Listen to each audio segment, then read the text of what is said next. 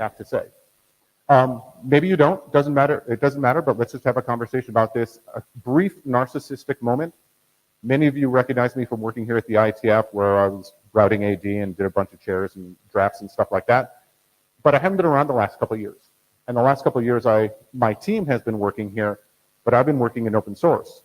And for what it's worth, what you can see up there are a number of boards that I'm on and communities and foundations that I've worked on, I work on directly, have catalyzed.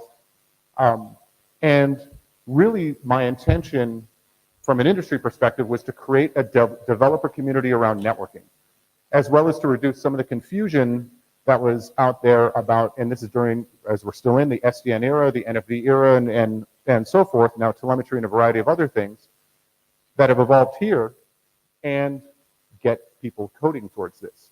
So just like at the IETF, open source and Cisco as a company, we can't go any faster than our customers. And our customers were trying to understand what SDN, controllers, NFV, orchestration, et cetera, data, big data and what it means for networking. They were trying to understand what it means for them. And if we as an industry can't go faster than our customers or the operators can absorb that technology, we needed to take a turn, or I felt we needed to take a turn to give them the tools, education, technology to learn this along with us as an industry. Needless to say, myself and no one in this room has the key for what SDN is, should be, will be, and how it will be deployed. It is an evolution, and we've seen that over the last 8 years. And so what I wanted to do now, going on about 6 years ago, was also reduce the fracturing in the industry, and at that time around SDN and NFV, because the industry was just exploding with controllers, and there was a predominance of one particular protocol. No subjective statements about that protocol, but nonetheless, that protocol was not standardized. And therefore, it was evolving at a different pace for different purposes, and there's a wide variety of management and operations protocols that we had standardized here at the IETF that weren't being used and weren't being used effectively. And through my career, I've learned that just because I have a TCP connection, I don't have to shove every single feature I've ever thought of, as well as the industry's ever thought of, down that single TCP connection. And different protocols do different things very well, and I wanted to work towards having the industry take advantage of that and also get through the infrastructure phase, because all the action is going to happen once you have a programmable and orchestrated network, as well as services. Interesting. I may be doing this talk from up here. I'll do this talk from here. So back in '91, I made a number of outrageous claims proved only through emphatic assertion, and let's see how some of those came out. What I want to mention just up front, what happened, there's still a massive potential for the IETF to engage with open source communities. Really, it hasn't happened to the extent that the industry needs it to happen, and I'll discuss some of those issues. Many open source communities have formed. There are now a plethora of different communities, many of them homed at the Linux Foundation, and there's a vibrant, very large community around developing networking technologies, which is awesome. That went very, very quickly. Needless to say, different types of stacks, controllers, virtual foo-bars, it's fractured out there, and there's no clear stated trajectory necessarily, and certainly no standardized trajectory that's coming there. And then you can also read the rest, that I have on this slide. Many of those open source communities are also now standardizing, or believe that they're standardizing, packet formats, et cetera, within their community, and not necessarily bringing those back to the IETF or another standards body, et cetera. So the last thing I want to call up on this slide, and it was from a comment made at the plenary last night, and I'd like you to think about this. Many of us know, who are 35-year friends and working here at the IETF, we built our careers here. We were able to advance our careers by working deeply at the IETF. Needless to say, things have changed. Many folks are advancing their careers and deeply engaging in their career path by engaging in open source. And maybe some of the shifts that we're seeing of where people are going are because the advancement of their careers and where they need to go, and have on their resume that they're interacting with open source communities and building open technologies, and many of that is there, and so something to contemplate at least. So let's just talk about some of the claims I made in 91, we'll see now 3 years later they weren't in fact that outrageous. So the IETF can take a leadership role. A couple things that have emerged is that the APIs, platforms, and frameworks will be the future standards front for software-driven networking. Second, the same standardization application for those higher level concepts, we need to think through if and which standards body may take on some of those pieces. Of course, it's very interesting if you're trying to standardize an API and you're not involved in the production of the code. Those are almost mutually exclusive, and so something to think about, and we'll get to that in a bit. Can we make the IETF more agile, and perhaps changes in the liaison process and how the IETF was going to work with other SDOs or open source was critical. Call to create more code and ideas. Claims around rough consensus versus parliamentary procedure, as many open source communities derive consensus in a different way, and we'll talk about that. And more running code now. So what is still true is that standard geeks don't necessarily make the best open source geeks, and it's just it's just a claim from our argument here. And really the point is that obviously in open source, code is the coin. And again, it's hard to define APIs and standardize them if you're not involved in the code. And consensus in open source communities is evolved by the state of the code and the coding community. And so therefore, just something to think about, the IETF consensus model that we have and an open source consensus model as that is driven, those aren't necessarily mutually exclusive, but we haven't figured out a way that those two definitions of driving consensus can come together and how they can communicate. So just again, something to think about. Next, 91 should have this collaborative loop where people are coding and coming back to the IETF and updating standards, and standard folks are going out and scanning and analyzing the industry and finding out, hey, look, they got that standard slightly wrong, or we've got a technology that they could use, because the IETF produces modules of technology, and open source communities are trying to provide functional solutions to specific use cases and problems. And that there's quite a bit rich there. So next, when thinking through 91 and the call to embrace good open source, there are foundations that have good neutral third-party management, and how to be able to interact with those foundations was a request. But what I want to call to the orange box on here, and much of that is taken out of what it means to be an RFC, with a reference to open source. By design, open source is constantly iterative and moving, and so therefore, as we think about trying to base a reference or base standardized technology on fundamentally a code base and technology that's moving, these are not necessarily diametrically opposed, but they're different. So just quick taxonomy. Again, I'm expecting people in this presentation to be listening and or reading and doing a combination of both. There's a difference between components or modules, platforms, and open reference platforms. And there's some examples embedded in there of what I mean. A virtual switch is a component. A platform is, let's say, a data lake, like the platform for network data analytics. And an open reference platform is something like ONAP, which has been talked about quite a bit in the industry. And that different level of reference and different level of operation also defines the use cases and functionality that those programs and projects and communities are trying to solve. So also what's happened is the Linux Foundation, which is taking a large role in creating that developer community around networking, recently, last May, released a document on how to harmonize SDOs and open source. And the drivers obviously where there's a big rise in open source and operators are using it and they're defining their use cases and solving some of the problems there. And some of the recommendations, again, are fairly high level. And throughout this talk, we'll get down a little bit into some of the nitty-gritty of what we can actually do as the IETF to actually interwork. So next thing I wanted to mention, in the last 3 years, open source foundations in the history of the internet over the last 10 years, every foundation seemed to begat another foundation. I mean, it was biblical how fast those foundations could reproduce. Everybody with a technology or a project wanted to create a new foundation around themselves and have a community. And just to keep this simple, it meant that you had to invest in it. And so in the last several years, the Linux Foundation has taken a number of these different projects and now created umbrella projects. Now the point here isn't just the overall governance goals, it's that even the organizational structure of communities and how they interplay and interact is fundamentally more dynamic than we may be seeing in standards bodies. And so let's talk about specifically what's happened since 91 in the IETF.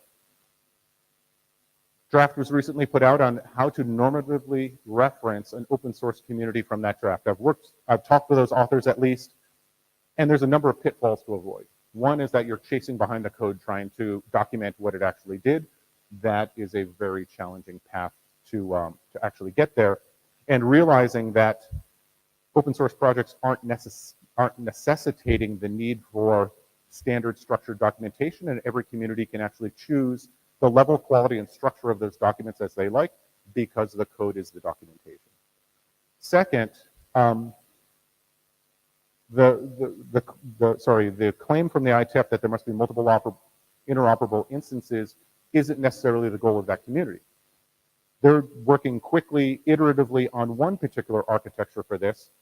And in general, to make my point, if there's major architectural flaws or if there's issues, then another community will form to solve those flaws. And so there's fundamentally different goals of interoperation, because one is solve a problem in a use case that we have, and the goals potentially of that normative reference may not be met. So a couple things that I've talked about with the author here, although I think this is critical work. It's necessary but not sufficient to be able to have cross-SDO and open source communication as well as progression together. How do we pick the projects that are within on the list of open source projects that can be chosen for normative reference? Working group going to do this? We're going to do this by consensus? Is a draft author going to pick a winner? Interesting. What are the health and metrics associated with both the technology to be referred to as well as the community surrounding it? A technology can be outrageously stable because there are 0 members of the community actually developing it. Should that be the normative reference? That's my point. And then there's other nuances of working at platforms and APIs. And in particular, that many projects or communities have sub-projects within their architectures. And if you only want to refer to or have a reference, normative reference to one particular module or one particular piece, that needs to be worked through. I think it's critical to be able to normatively reference open source and code, et cetera. But some more work needs to be done here to make this work. Second, and we're going to go into a couple examples right now. The Yang catalog work, which many of you know something about, is an experimentation from the IETF side to create a live set of models for networking devices, keeping it simple, that actually is not trying to produce documents. It's trying to produce live models that can work together. And this becomes critical as an experiment because, frankly, we can show it as a success. And the reason why it was a success, frankly, as you can see listed numerically 1 through 6, a number of tools were built around this for education, for referencing, for compilation, for dependency checking. This is what searching, et cetera, the application of metadata that we'll talk about to be able to describe and put metrics and variables around the different models. That utility of tooling, and many of you worked on it at the hackathon, became critical. So that metadata from a code point of view becomes one definition of a health metric as depending on the data that's put in. But what I personally find most interesting, because I think this is the path forward for SDO relationships and multi-SDO relationships, as well as to open source, is there is a dependency diagram. Instead of having the IETF state in the industry, all Yang models done here, there is a relationship that the Broadband Forum, the MEF, and a wide variety of other SDOs, as well as open source projects, OpenConfig is the big conversation as well, are producing these models for their specific technologies and areas of the industry that they're trying to work on. And this dependency graph actually pulls them together into one unified place. And therefore, with the metadata, the compiler can show that the entire system can work. So this is going to be a recurring theme from here. A couple of other pieces that came out was looking at the communities at the Linux Foundation, the overlap between IETF technology and open source. So this is taking that dependency graph up one level. And what becomes interesting about this in conversations, hopefully within the IETF, we're catalyzing conversations towards this end. This shows where IETF technology is being used, and therefore influence is already occurring and can occur to a greater degree. And it shows where there's a non-overlap. And the IETF can say, we better pay attention here, we better go see what's going on, because we have a long history here at the IETF of understanding how to do things securely, et cetera. And perhaps some of these communities can take advantage of that, as well as perhaps we can make sure that the implementation is done well and not causing other issues. Couple lessons from this. Immediately once I said that the data models were live, the goal of this effort, even though sponsored by the IETF, was not the RFC ID. It was being able to point to a live tree of dependent models that together, being worked on independently, create the new way to operate a software-driven network or a model-driven network. And so that's been a fascinating thing to learn about this. And you can see that over 300 modules are now using this. The next one was when we went through the education program, or when the leaders of this project did, it was develop the tools for your customers, and the customers are not necessarily solely the ones at the IETF. It's for these other SDOs and open source communities. And through continued tooling, simplify the development process.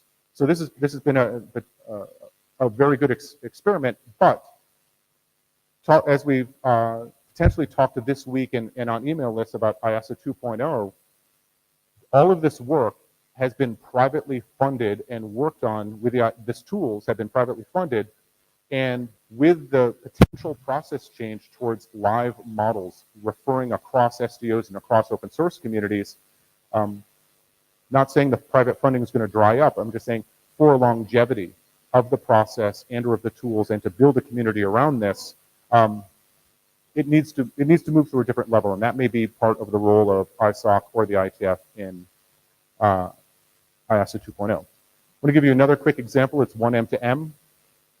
Very similar. If you're familiar with this, it's related to IoT, just to keep it simple. And if you do work in IoT, you know that it is one of the most fractured industries ever created by mankind.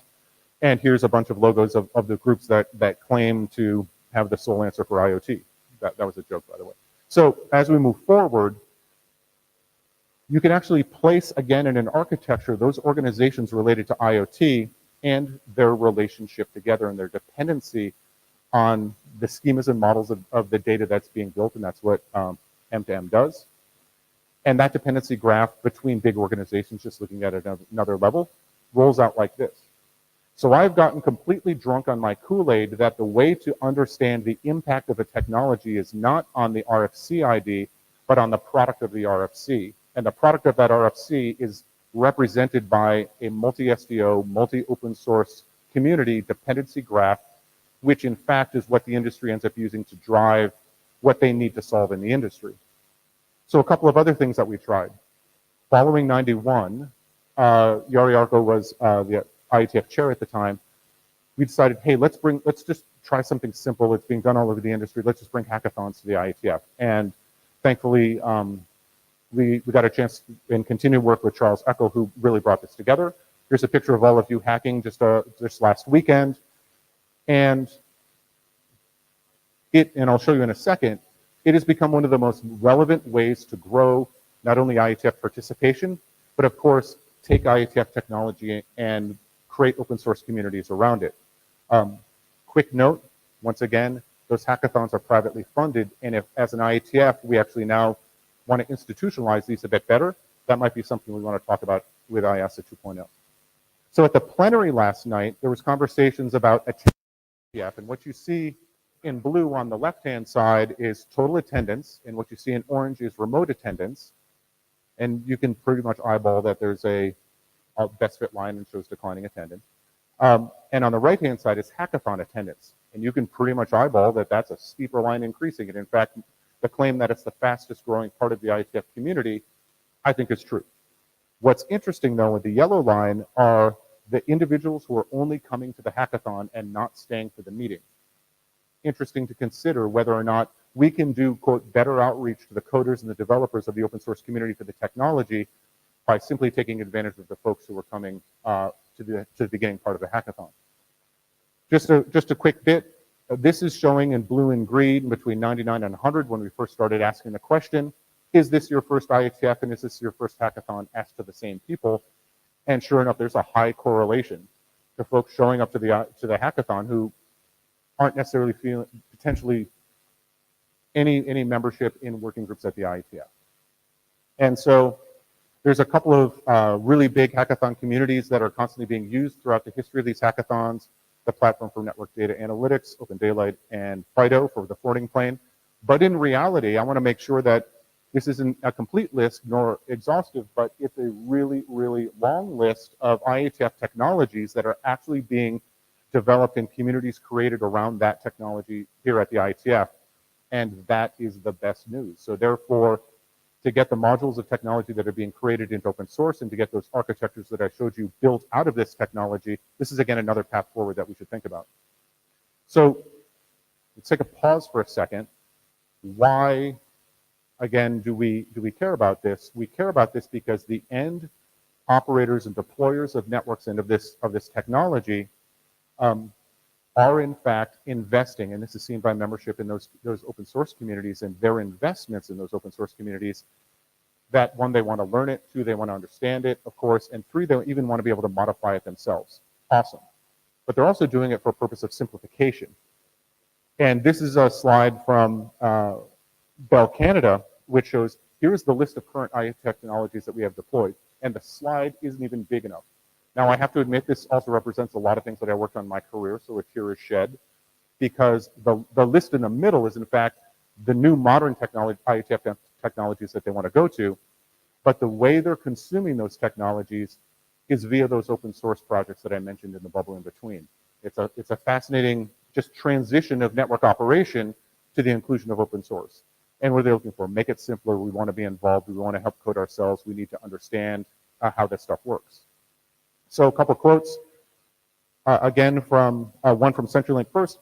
We use open source because it's fast. And again, we want to be involved. And second, from Bell Canada, we want to be able to not only potentially progress the standards, but progress the functionality to solve our problems, and we can do that in code. So let's just do a quick, I promise, a quick talk about what other SDOs have done besides IETF, in case you haven't been following those. First, the MEF has fundamentally changed the trajectory of what they work on based upon their membership. And we'll just talk about this for a second. There's about 210 members, and those are large enterprises and telcos. First, they needed to reinvent themselves. Many folks will remember and have worked on this, where there was an MEF certification for Metro Ethernet equipment in particular, and they were on this cycle, and they weren't able to move quickly enough to evolve to the operational needs of Metro Ethernet. But just a couple of notes for conversation. It's leadership driven not only by the members, but there's a notion of somebody who's directing the strategy for the MEF. And part of it was to understand how to be able to operate, in this particular case, and for my argument, Ethernet circuits and Metro Ethernet circuits. And so they built that architecture that I showed just a second ago that had a notion of orchestration and then model-driven APIs based on Yang to those devices and the services that come from that. We also brought, or Charles Eckel said, hey man, hackathons are working great in other standards bodies, and you have this architecture you want to build. Why don't you build that architecture in code as you're also trying to specify this at the same time? So Charles is basically a one-man army out there trying to get standards bodies to realize the value of producing the code at the same time. Second, and this is also fascinating for the IASA 2.0 conversation, the MEF invested in infrastructure, compute, storage, and networking to build, deploy, and certify their new architecture on. To discuss, again, about the future of the IETF. The MEF, different than the IETF, is a very bounded architecture and therefore a bounded target. And once again, you take a look at the tools that are most popular in that standards body, perhaps a shock, perhaps not a shock, very similar to the tools that represent IETF standardized technology as well. But there is always the case that, and it's definitely been the case that there's still a fight out there for SDO relevancy or standards body relevancy, and in some cases a defensive territory. And so there are a ton of SDOs, and they're cropping up all across the industry related to different vertical industries or different parts of the infrastructure like IoT, et cetera. And don't be confused by people staking a flag and saying, this is our turf and work is going to happen. That's obviously not the case. And also, don't try and mop up behind, I'm going to say that clearly, mop up behind the coders and write specifications over what was done in the code. Oftentimes that code is experimental. So when choosing the partnership with the open source community, a few things to take a look out there. There are a ton, if not more, open source communities. You can see this in the rise and the use of GitHub, et cetera. As mentioned earlier, open source, similar to standards bodies, of course, is driven by potentially large organizations trying to create strategic market and technology development and set a trajectory. It happens in standards, it happens in open source. That's obvious, but let's just call it out. But if there's going to be an interdependency, open source needs to create competencies to be able to work with standards bodies and vice versa. And again, the liaison mechanism may not be able to do this. So in a little bit of a provocative statement, I put up here where green is good and weird pink is bad, of different standards organizations that have tried to work with the open source model. And as you read some of the details, you can see potentially, or at least what I'm calling out to be the success or failure criteria of those different organizations. And it's not that Cable Labs is doing swimmingly, it's just potentially comparatively to the others, they're finding some success because Cable Labs is not doing swimmingly either. So let's just talk about a couple things. So it's frequently been a claim, hey, look, other bodies are doing certification. If we have an IETF certification associated with our technology, we'll expand and we'll show our influence over this. There's been failure situations as well as successes. So let's talk about those. One, again, poor specification. In this case, in the Java community, the specification and reputation for that specification became so bad that certification became meaningless. Second, the ETSI NFV architecture and OPNFV, what's interesting is OPNFV is trying to run a certification play and states that they have this alliance with ETSI, but doesn't test against that ETSI architecture. Kind of interesting how that all works out. So again, be careful. The one that's primarily claimed to be a great success is 3GPP, where that certification allowed multiple interoperable products to be built. We will see if this works for 5G, whatever 5G is. It's apparently everything, but nonetheless, telephone. Now, the last method of doing this, of course, is a hardware reference design, and open source hardware is becoming a very big deal. We've talked here at the IETF about creating software reference designs for our protocols and modules, not meant to be necessarily productized, but in fact meant to be educational.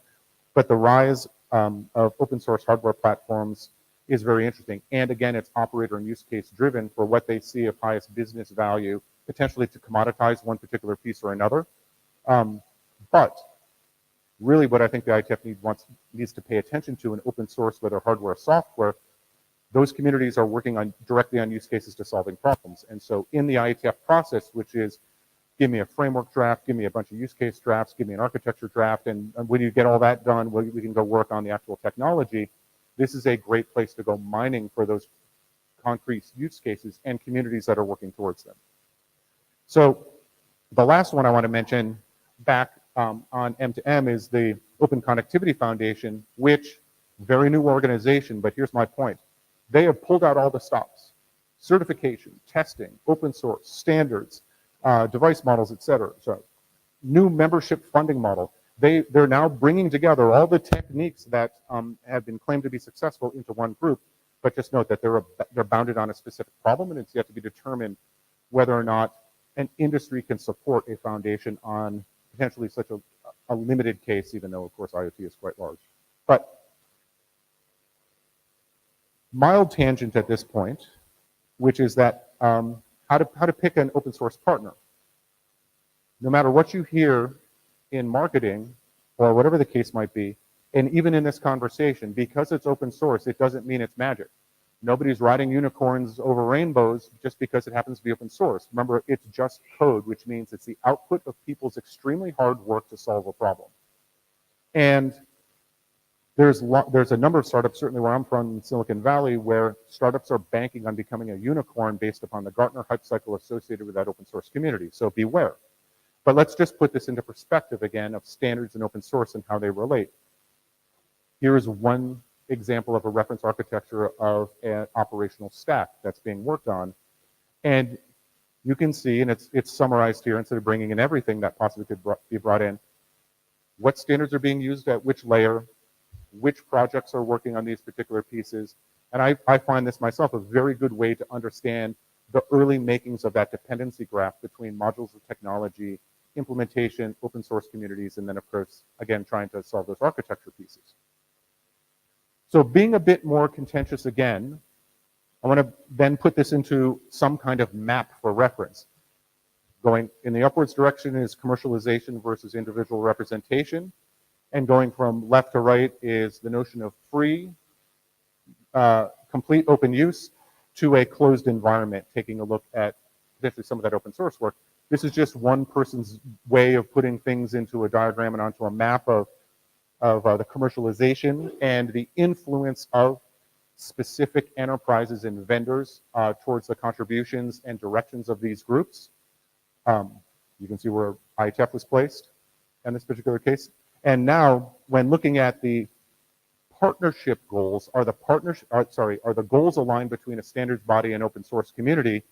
And the map changes a little bit, and a few more things are added. And so this will end up being one of the cultural, as always, the cultural variable, and whether or not goals are aligned will end up being one of the primary ways to see if the SDO and open source community are going to end up working together.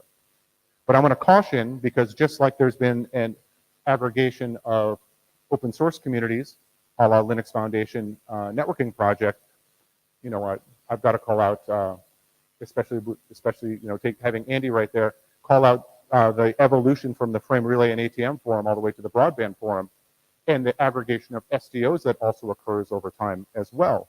And that easily can happen, and it's important for that to happen as potentially smaller ideas accumulate into larger ones as well.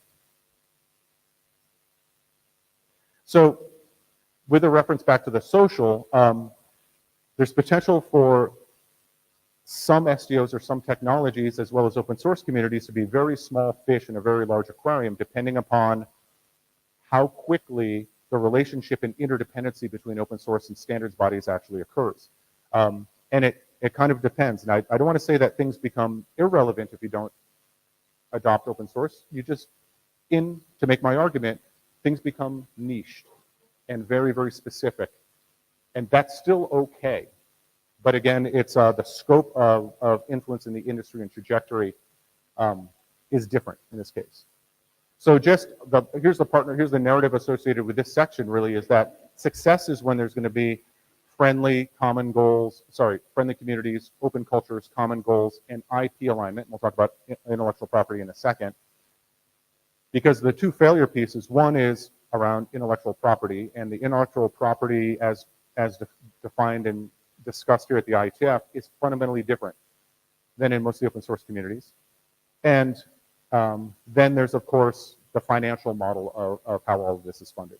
So just quick sum as you're glancing through the slide, many open source projects, the intellectual property rights are in that open source license associated with it. And I do want to mention that there is quite a large rise in very permissive licenses like Apache, BSD, or Eclipse in recent years. But you need to really pay attention to the contributor license agreement because that's where some of the real pieces and relationship with the foundations who are governing potentially, or at least running the business operations of those communities, are potentially, again, only potentially adding some overhead. Now, there's a few pitfalls here, again, because open source is expecting anybody usable by anybody, and at no charge. And the RAND licensing that we have in some standards bodies is fundamentally different than that. And as you can see in some of these other pieces, this is a real conversation to have, and it's at one scene of the movie, not at the first scene, but at a couple scenes into the movie where are the way that we're thinking about the preservation of intellectual property rights aligned across standards in open source. It always comes down to lawyers. I'm not a lawyer, but nonetheless, these issues are real, and we've had to, of course, work through them. So what I wanted to move to the next section and kind of get to some recommendations, maybe I'll talk about in 3 years, is standards just creating documents evolve into someone who's building functional code trying to solve problems. But in my opinion, the industry leader of the future is one that is understanding that there are multiple communities that need to be influenced. We have interdependencies between these pieces, is able to work at the code level as well as understanding the structure and need to standardize pieces because it's clear that it has to happen. It needs to happen. And is understanding that the output of the work they're doing in technology is setting a trajectory for the industry and therefore is seeing the picture of how the relationship between these organizations work. So there's some choices for the IETF along these lines, from do absolutely nothing and potentially be focused on very specific technology niches, work in the middle and have some communication going back and forth and continue the open door policy of the IETF, which is, hey, if you want to standardize something, come to us.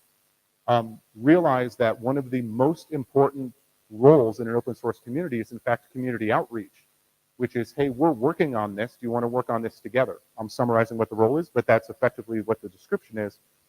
And then for vigorous relevance, consider changing the process. Again, live repositories like in the Yang catalog, as I mentioned earlier, and work realizing that it's a multi-SDO and multi-open source world. So really the meta point of that is, can't look at the world through the keyhole of one particular piece of technology. You have to accept as a technologist that what you're creating has a very specific role in a larger ecosystem.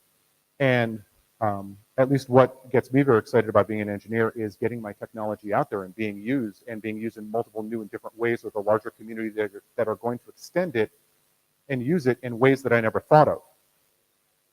The next piece here is enable that tooling support.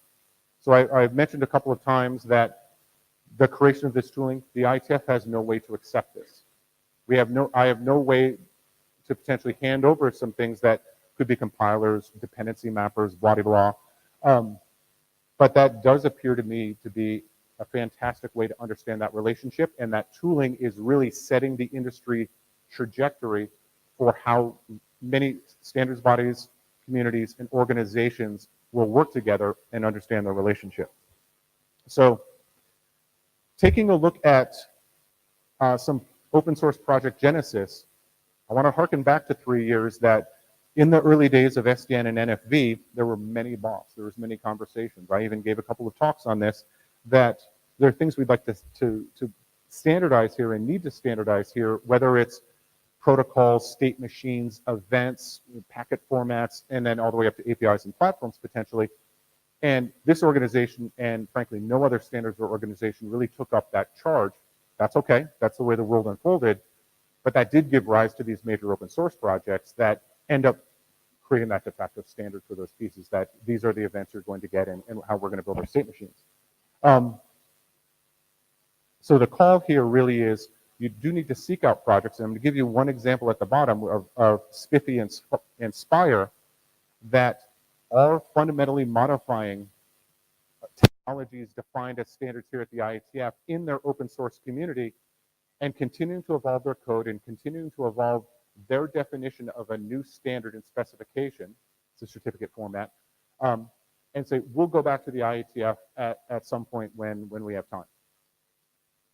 That is something that a community outreach person would look for and say, no, we're going to help you get this and not necessarily lock it down, but get it defined and written down.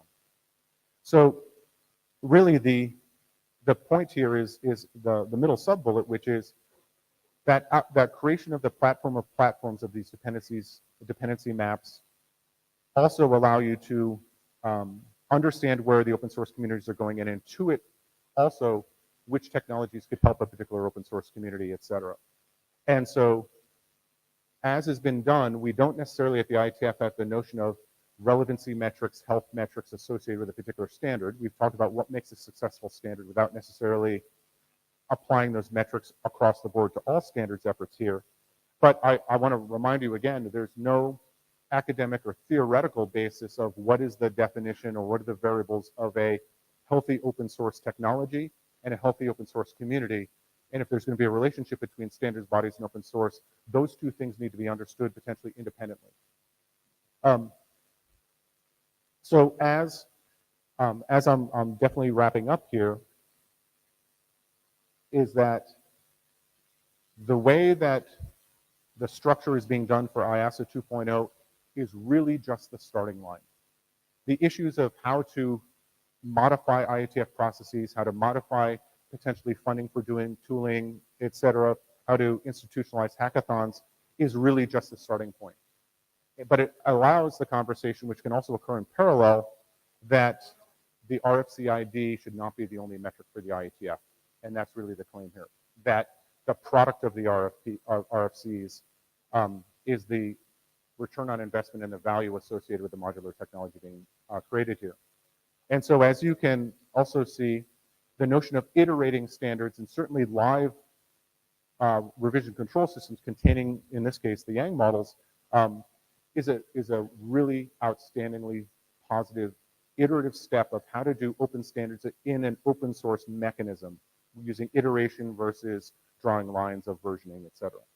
And so last to the IETF community, the true community using the technology is much larger than the mailing list of the working groups.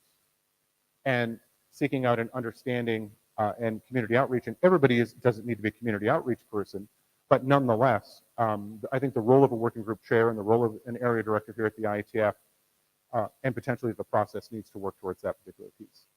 And then last, as someone who's works for a company that's done a lot of the private funding for some of these tools and some of these other pieces, I'm really looking for a way to partner with the IETF or partner with ISOC and also partner with open source communities to bring this tooling and create a community around this. Not saying that necessarily the money is going to dry up, but it's not positive for the longevity of this particular idea towards a trajectory if the IETF wants to take it on, to simply have it in private hands. That's my only point there.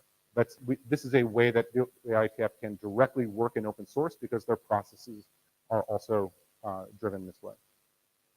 So I've come to the end of my slides, and I'm willing to take any questions. I made, again, a number of outrageous and contentious statements here, proved merely through emphatic assertion. And so by all means, any questions or comments that you may have, I'd be willing to discuss with you. Hello. Michael Abrahamson. You had IPR there on one slide. Where do you think we are in 3 to 5 years when it comes to IPR and open source and SDOs? Because everything is getting patented. Like people are paid for the patent, and it's just patent writing machine out there for everybody. Where do you think we are in 3 to 5 years? So I'm not a lawyer. God only knows what lawyers are going to figure out. I know they'll figure out how to take our money, but other than that, I actually probably see something towards more the open licensing that we see out of Apache, Eclipse, or BSD or something along those lines versus RAND, because RAND that we do at standards, just to summarize my point, is you can use this if you don't sue me and I won't sue you, and anytime I feel like taking that away, I might do that at my whim. I'm summarizing to make my point. Again, I am not a lawyer, but hopefully it'll be more open than that. Thanks a lot. Tal Mizrahi, Marvell. You mentioned hardware open source, and obviously it's not evolving as fast as open source software. Obviously, vendors, hardware and silicon vendors are not as interested to go into that very quickly. So I wonder what's your perspective about what we're going to see 3 years from now. Are we expected to see hardware and silicon open source going in the same direction as open source software? So for example, the open source hardware projects right now do not require an open source of the structure of the chip itself. Instead, it's a reference design, it's an open sourcing of a hardware reference design for a particular platform. And I see this evolving in such that it'll be hardware and software associated with whatever the technology may be, and that the combination of the hardware and software will end up necessarily driving the de facto industry standard of those pieces of what the hardware is expected to do in the orchestration or operations from that hardware. And anytime you see an industry de facto standard mechanism for actually creating products that can be then created by an ODM supplier, et cetera, and brought into the industry, we better have a relationship with those, or otherwise the standards that we write and what they implement and what's deployed are going to be dramatically different. So that's my response. Hi, Alain Jerome. Sometimes in the open source community, you have multiple projects working on the same thing. And similarly in IETF, sometimes we have multiple standards because we just can't agree on just one. Is it a bug or a feature? It's a feature. And it's a feature because a lot of the implementations have different design patterns, as well as different architectural goals, different functional goals, can scale and or perform in different mechanisms. And that's the purpose of having different design patterns and architectures in software. None of it may have to be standard. And in fact, let's say the eventing APIs, platforms, as well as protocols are fully standardized, but what's in between is dramatically different and they appear to be working towards the same problem. I encourage it. I think it's a feature, not a bug. Thanks. I'm Bron Gondwana. I'm more from the applications world rather than the lower level things. And in our world, certainly, IETF standards come through as a bunch of pros and possibly some ABNF. And implementation quality is very dependent on how well somebody read the standards. In the IMAP world in particular, there's a lot of very bad implementations out there because it's a long, complex standard and people aren't reading it very well. I would say that testing is actually more important than the pros in some ways. We should be having a way to check your implementation against the standard, which isn't read the whole standard and see if you got everything, because that doesn't scale. And where you said you need to automate for it to work, you need to automate testing that your code's correct to implement a standard reliably. So I agree with you. And what's interesting is that there's at least been one open source community, FD.io, that actually was one of the first to create a functional performance and scaling test framework associated with the open source they were creating, which was matched up against the proper protocol behavior. So I agree, dude. It's not necessarily the norm. Now, I want to tease back from just talking about one community and what they do.